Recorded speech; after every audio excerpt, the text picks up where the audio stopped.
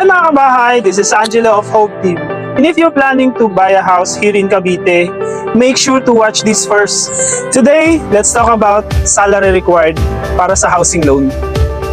Magkano nga ba talaga ang dapat mong salary para makabili ka ng bahay? In today, I will simplify the salary requirements for housing loan. Hindi kasi fixed amount ang kailangan. Ang basis kasi ng pag-ibig is usually 30 to 35% ng monthly income mo. Yun ang ideal na mapupunta sa amortization. For example, kung ang income mo ay 20,000 pesos per month, ang safe amortization mo ay 6,000 to 7,000 pesos. So, instead of asking, qualified ba ako?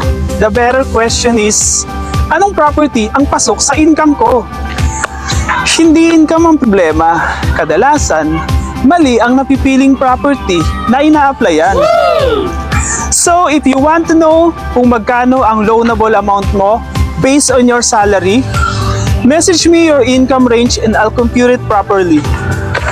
Again, I'm Angelo, your trusted property investment partner here in Cavite, helping you make informed property decisions. Thank you for watching and see you on my next video.